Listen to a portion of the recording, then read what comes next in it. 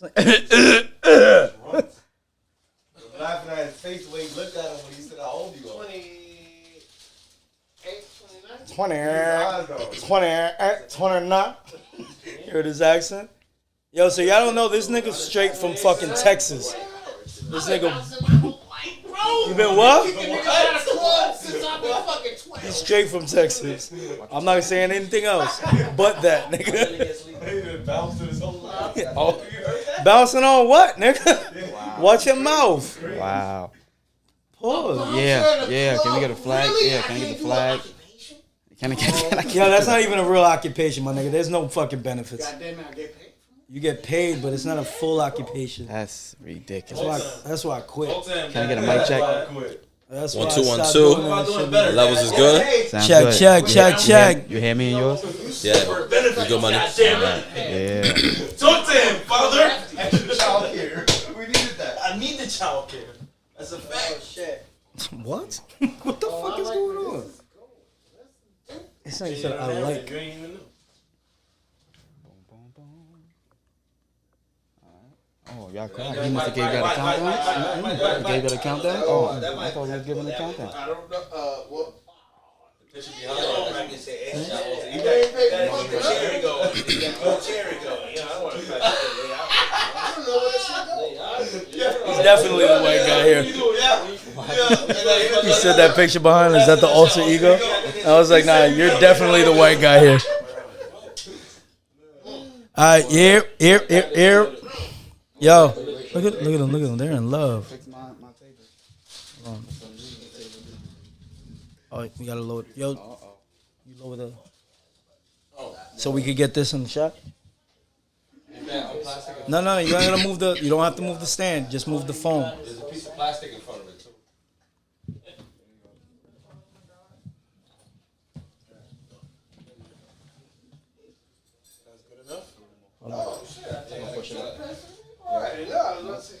Just lower the. Make it smaller.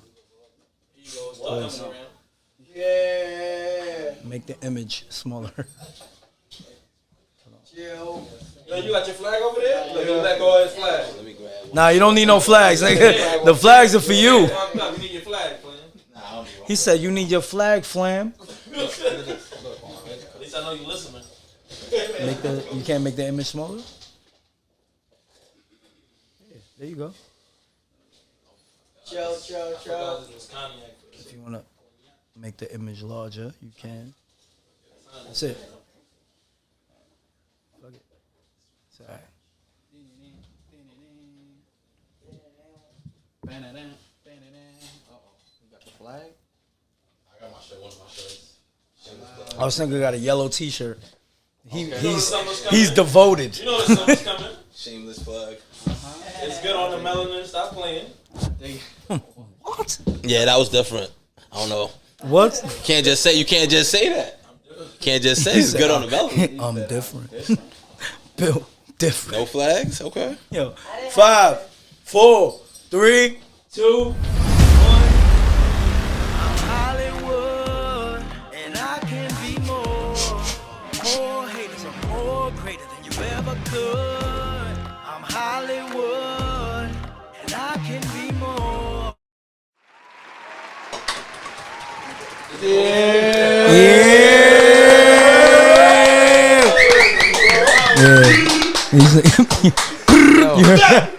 Yeah, it sound like we got the heights in the building. Oh, the hookah's up in the air. You heard? We got the hookah. You got the you hear the Guido? You hear that? You got the thugs outside. You hear? Look, you saw the delay on that shot. You heard the ring, but you ain't get hit yet. This is not Pause. what this is about. It's not, but This is the vibe. So I appreciate y'all. Yeah. Yo, welcome. This is 52 Mindset. I'm your boy Hollywood Deuce. 40 for the block. No motherfucking 40. Once Just a again, I don't know what this is, but Sip it. hey, Yo, why you throwing the flag at me? nigga, throw the flag at yourself, I didn't say it. nigga. I did not say it. There's a couple flags on the plate. No, it's just yours. No, it's yours. It's just, No double, brother. No double. it's just yours. Shit. You already know, man. Like I said, man. So we here. We have another special guest. Yes, sir. Yes, sir. You know what I mean? Another man. That's damn. This is gonna sound crazy. Yes, it is. I'm a grown man. But you say some shit that's possible. Like I said, he big in the community. You know what I mean? How big is he? See, I didn't go that far. No.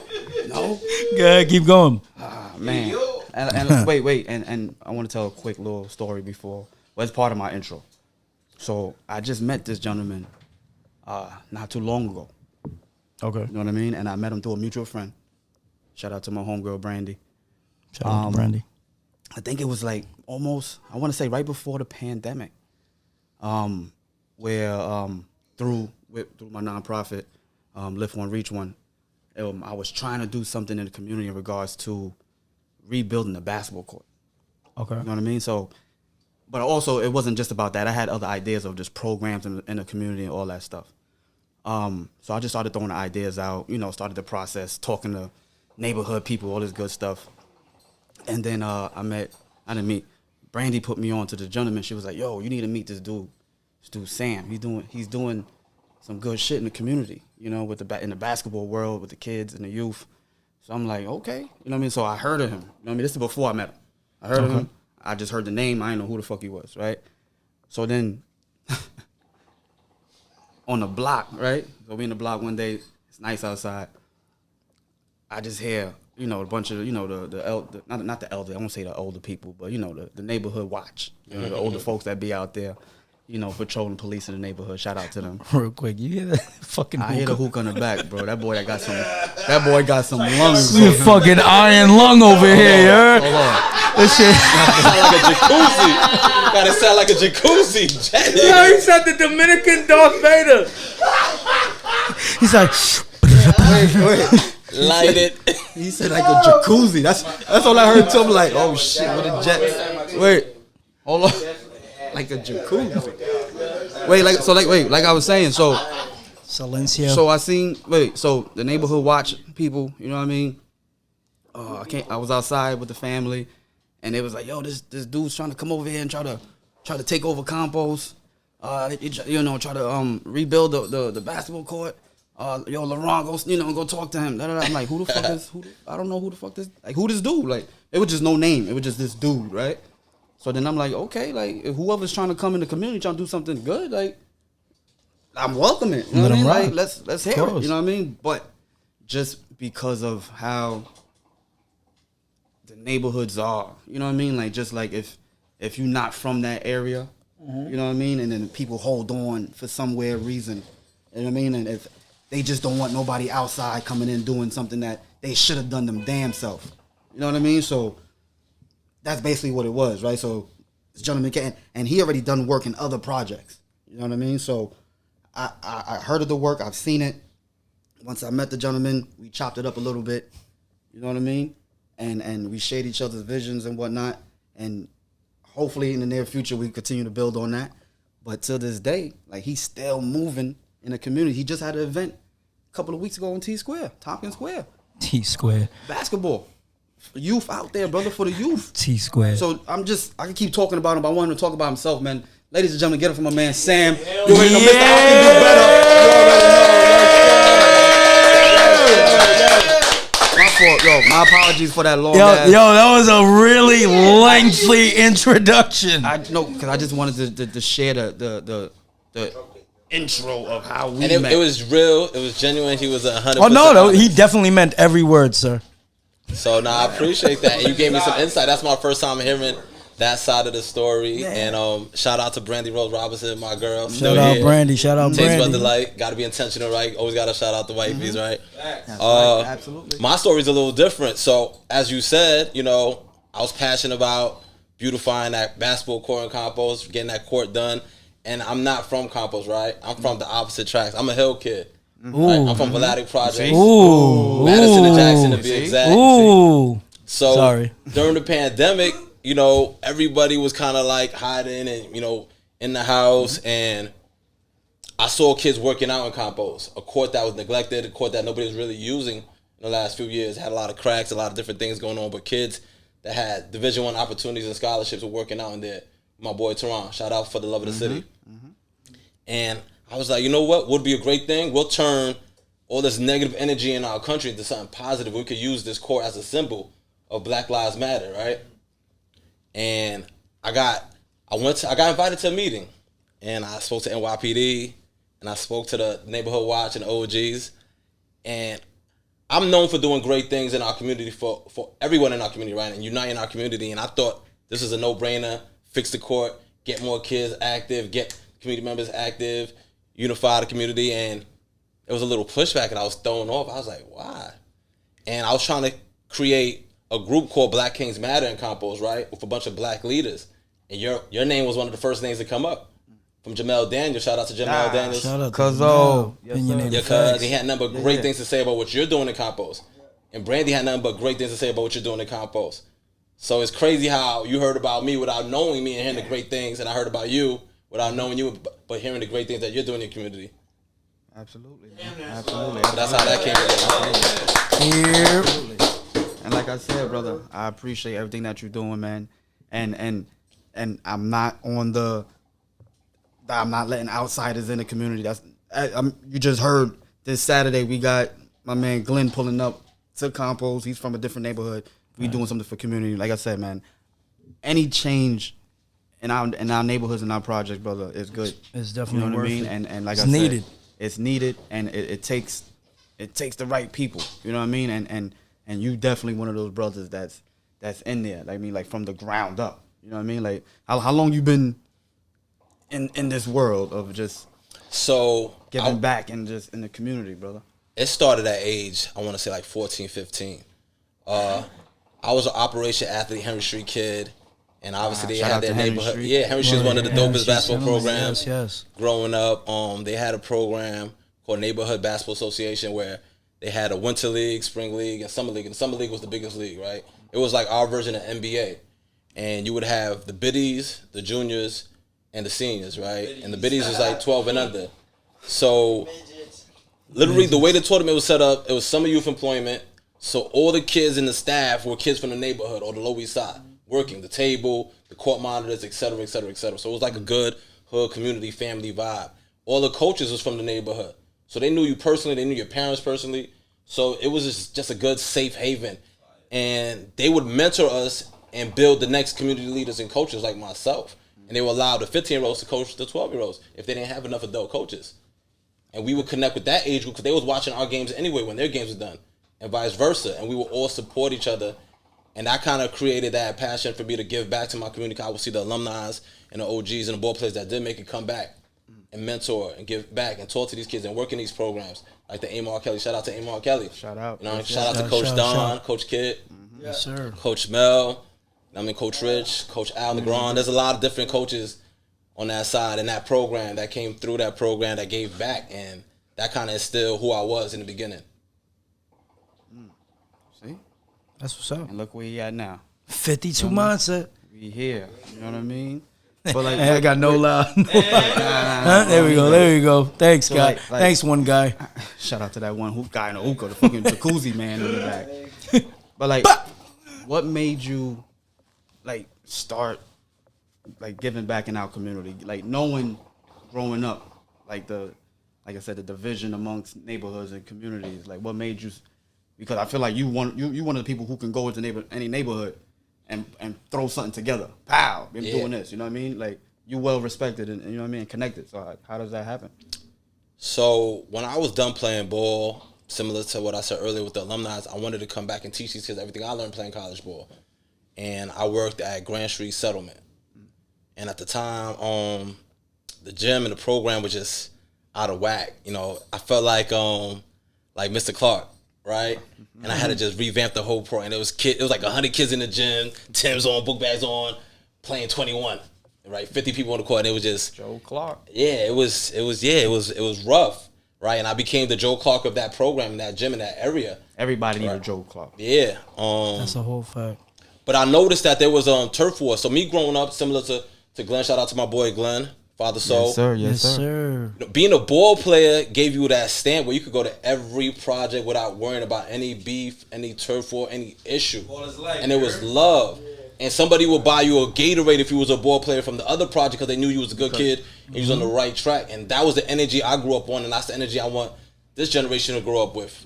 You know what I mean? Because it saddens me when kids tell me I can't go to Campos to play ball because we're not from Campos. It's on site if I go to Campos. Or I can't go to Smith to play ball because it's on site. It's green light on anybody now in this generation. That hurts my heart. Yeah. In our generation, we got the pass. We could go anywhere we want if we was a ball player and we was doing positive things in our community. So once I started working at Grand Street and I realized that we had these issues and these things were going on, and like 2 years in, you know, they started changing programs and it was more catered to middle school age kids and they was pushing our teenagers and our high school students out. And I remember Sedante Ward, RP Sedante, he came into the gym and he was like, yo, why don't you guys have any programs for our age? Right, y'all kick us out at this time, and now we out in the streets getting in trouble, right? And I was like, unfortunately, kid, we don't have anything for your age right now. And I want to say maybe 10 minutes later, the same kids he was having a beef with, the turf war with, came in the gym and asked the same exact question. I make my way home. I'm on Instagram. I see RP Sedante. I just seen this kid in the gym. It's impossible, right? And I saw the hurt in the community. I saw the pain in the community, but I saw the pain in the youth more so than the adults, right? Because I remember being a young kid and seeing my friend get stabbed, Jeff Carter, in front of me and dying in front of me a week before I went to college. And I know how traumatized I was. And I didn't have no adults in the hood putting their arms around me telling me what to do from there, right? Because when you're young, you don't know how to deal with death. Or you think about revenge or going into a deep, dark depression. And I didn't want that for none of those kids. And 3 months before what happened to Sedante happened, my best friend Charlie, childhood friend, went to elementary school, middle school, high school, played ball together, had aspirations of playing college ball together.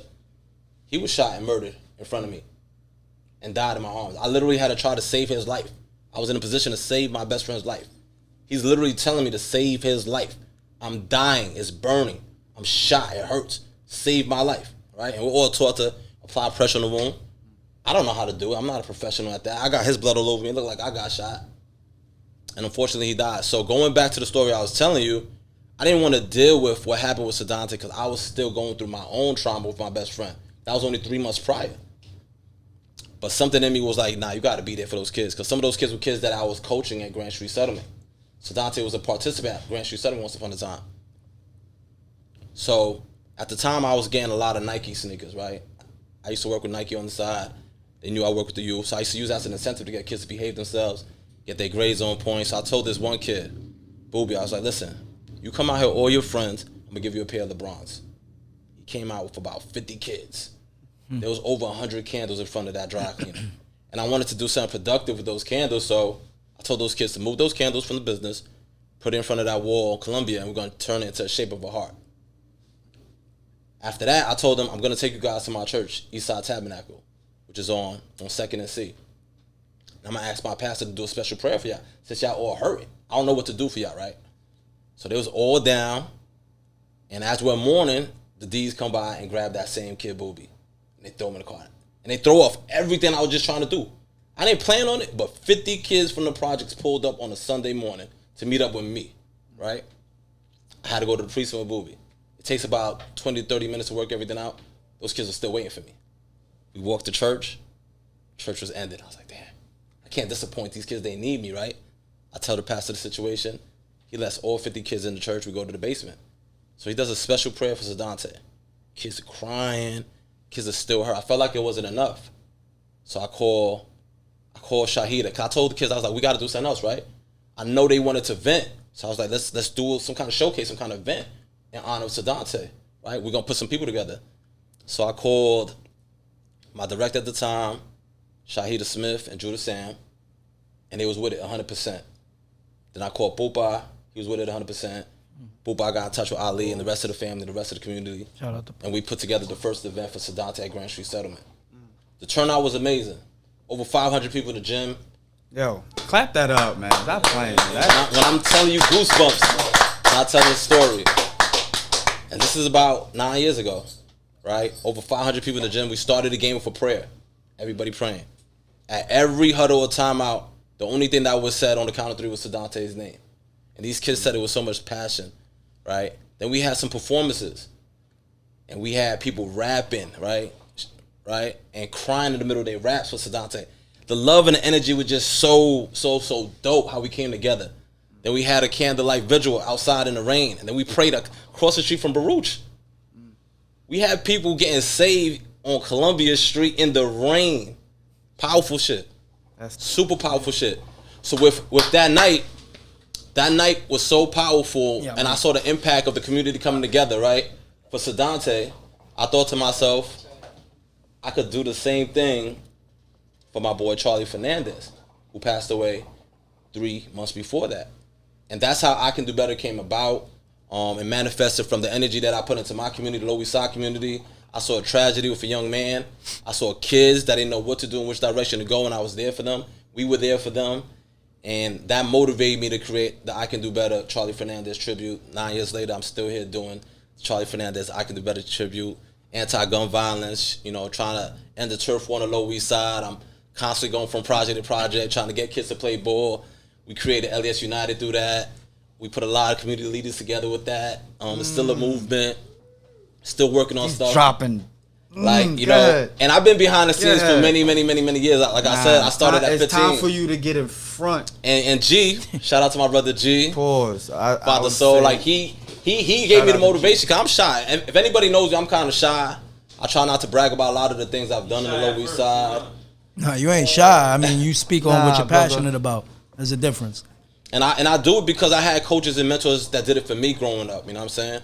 I had a Bo Nix that knew life, taking me from city to city to play basketball for free, paying for all of my meals, full uniform, giving me that experience, telling me there's bigger things outside of your projects, outside of New York City, outside of Manhattan, right? It takes men like that, right? Men like Glenn's father, right? Down the hill, giving back, caring, that created new leaders like myself and Glenn. Absolutely. Like they was planting that seed a long time ago. We didn't know it. We were just regular kids that love ball, that love being in the gym rats. And we didn't realize they was planting that seed because they knew we was up next. Mm-hmm. And we're planting that seed right now. Cause I see you mentoring and talking to all these kids, and I'm super proud of the work that you're doing in our community. That's a fact. And I'm doing the same. He's one of my biggest supporters. Anytime I call G to help me out, he volunteer and give his time. Absolutely. So it's all about each one teach one, right? Each one teach one, lift one, reach one. Lift one, reach one, right? Like I said, man. Paying it forward. I mean, especially like when it comes to that, brother, you already know we ready to work. You need help with anything. Let us know. Like I said, man. My next question was, one, why basketball?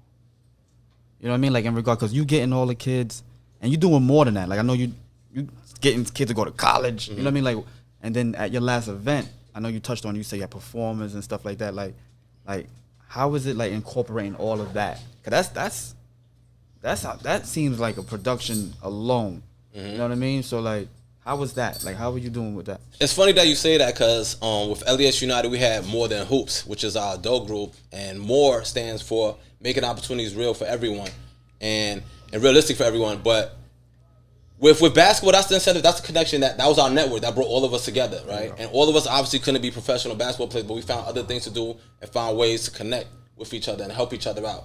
So if we use basketball as the incentive and we talk to them about life skills, education, and whatever the issues are, that's how we reel our youth in. That's how we gather our kids through basketball.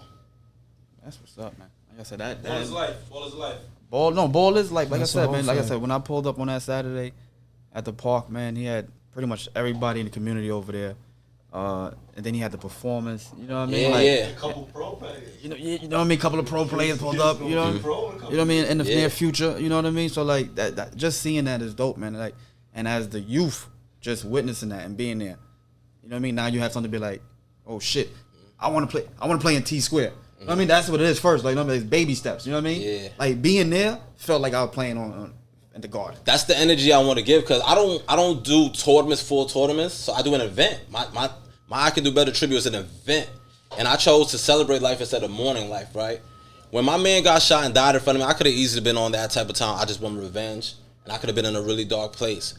But I saw the hurt in his daughter's eyes. His daughter was 6 years old. And she already knew what revenge was, and she was already seeking revenge at 6 years old, and it scared me to see a little girl say, I'm going to get those people that got my dad, right? And I was the type of friend, I was the type of best friend that turned into family where I couldn't offer you the money. I wasn't that street dude. I was going to give your kids, you know, the finer things in life. I was going to give them my heart. I was going to teach them life skills. And I always worked with the youth. So he always loved that about me. He was like, yo, always stay who you are, stay true to who you are, and be around my kids and make sure my kids on the right path, right? And I kept that with me. So that's another reason why I did the I Could Do Better event, because, you know, they're Catholic, they're Dominican, and they mourn for like 30 days straight. They go into church and praying and crying. And for me, that was just taking me to a deep, dark, depressing place. And because me and him were so close, his family gravitated. Everybody that was close to him gravitated to him. They could feel the energy of me and him. They was like, yo, he loved you so much, Sam. I want to be around you. You're so strong. And I had no choice but to be strong for the family. So I was like, I don't want to see these tears no more. I want to turn these tears into smiles. So we're going to celebrate his life on his birthday. So I always do it on the anniversary of his birth. I always do it on the weekend of his birthday. He loves sports. He loved watching youth sports. He used to volunteer on the side and coach kids in his neighborhood. So I was like, what better way to celebrate his life and his legacy by playing basketball, getting kids, his daughter. I used to get his daughter and his daughters and her friends to do a dance performance. We used to call him Fab, so we used to use a Fab song. Everything was to honor him. The number, everybody wore his number. Nobody had their own individual number because it's not about them. It's about the person we're honoring. We used to put his last name on the back of it. And just getting people to understand that life is precious. And you got to give flowers to those people while they're here. He was my best friend, and we were so competitive in sports. And as men, we're so competitive in general. I would never tell him I love him. I looked up to him. He gave me some of the best advice. He was the friend that could talk to you about issues you have with your moms. And in the hood, we got this thing, boy, we got to be tough. We got to be gangster. You can't talk about certain things, even as adults. And we got to change that. We got to change the narrative. That's a fact. Yeah. I be telling this motherfucker, yo, I love you, bro. No, keep that shit out. One of my biggest regrets, and every time I have my don't events, do that. I'll tell a speech. Hold on, my nigga. Don't let this nigga. Don't push that, bro. Don't say that shit. We be on FaceTime. No. Yo, the nigga said it randomly on some out of nowhere. Yo, I love you, bro. I was like, what the fuck wrong with you, nigga? The nigga never says it before. So the fact that it happened was like, yo, you alright? You want to talk? Like, what's up? You know what I'm saying? But he already know how I feel about my nigga. You know what I'm saying? Like, this my brother. I don't count him as nothing else. I fucking love you, my nigga. Alright? I don't want it now. That's a palm, yeah. Upon the replay, there is no flag on the play. What's flag that? Nah, no flag there, man. That's love, nigga. That's love. That's why he got his shirt. Yeah. He's ready. Yeah, throw a flag. My fault, bro. Nah, it's cool, but that's a perfect example of how we grew up, right? Yeah. We went to the boys' club. I went to the boys' club too. Yeah. Right? We all played sports. So that pride, like I played so many one-on-ones with Charlie, and I would never admit to him that he was better than me, right? Right? I know you were heaven smiling down at me. You were better than me. I'll finally admit you were better than me, Charlie, right? And as men, we just have that pride. And with me, that night of his demise, we stopped 3 times before we got to the location where we had the beef at and we had to fight these people. And we didn't want to go. We didn't feel like it was safe because his family was having a gathering. I wasn't in the streets. He had 2 people with him that was in the streets that could have handled it. But I was a loyal friend. And he was a loyal friend to me. And I always said I would have his back. But loyalty could be blurred sometimes growing up in our neighborhoods. I thought I was a ride or die.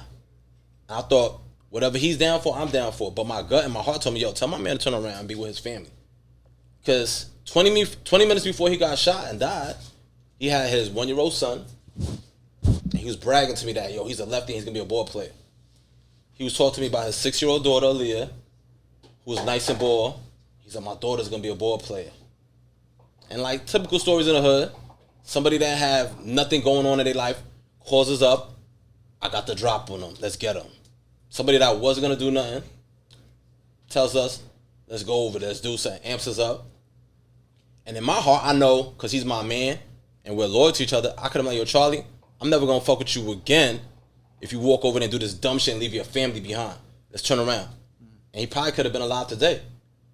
But like I said, growing up in the hood, you like, nah, I'm a bitch if I tell my man that I'm not loyal, I'm not riding out. And that's the message I give to the kids at all of my events now. That's the speech I give, right? If you have an opportunity to save somebody's life, right, do so. Don't be afraid. We ain't a coward for doing that. No. There's a right and a wrong situation. Some shit is just not right. If you don't feel, you got to go with your gut. Well, That's a whole fact. like you mentioned right before we close out, brother. You mentioned you got to give flowers why they can smell them. Why you can smell My them. brother, I salute you. Appreciate I it. appreciate everything that you're doing. Definitely. You know what I mean? Like I said, I met you not too long ago, and just to see your progress and what you're doing out there, brother. Like, thank you. You know what I mean? Thank you from the bottom of my heart, man. And I'm looking forward to seeing what else you got. Speaking of flowers, yesterday I received a prestigious award from an organization called FAB. It was a Community Hero Award. I was nominated by Shahida Smith. Shout out to Shahida. And you know us, we're busy, so we get emails all the time. I'm not following up and checking my emails. They was hitting me up, and this is a prestigious award, my first community award. And Shah's like, yo, what's up? You didn't check your emails? And I'm like, nah, my fault. I had an event coming up. I was doing something for Charlie. So I finally checked my email, and something suspicious was going on because my girl hit me up and asked me for Cherry's number. That's one of my favorite players. And I'm like, why the hell you need Cherry's number? And he was supposed to present this prestigious award to me.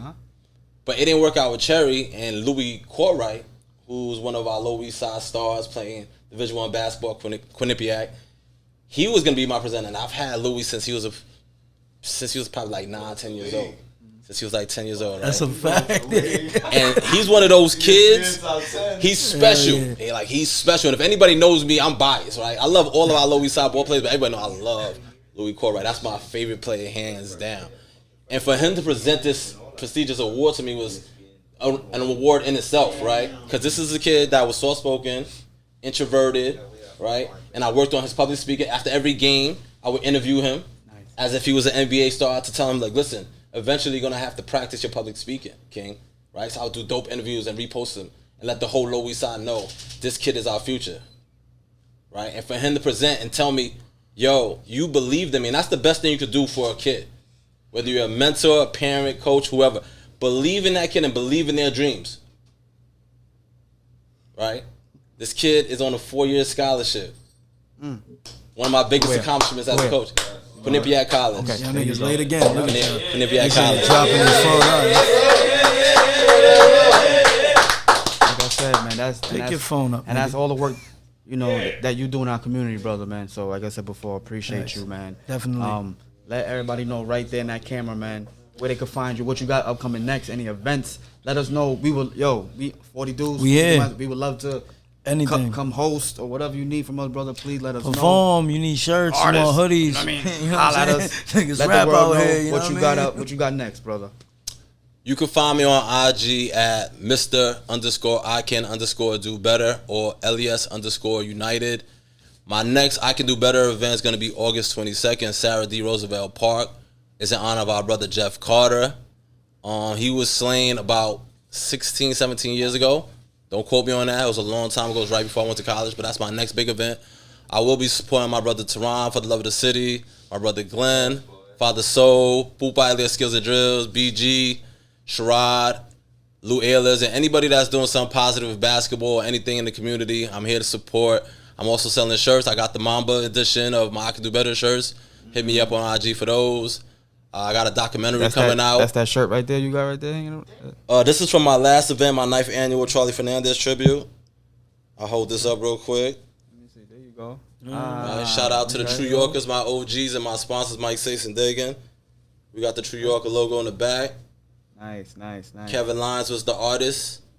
We got a couple of other non-profits on the back. Shout out to my boy Marty, Why Not Kids. Hold up, G.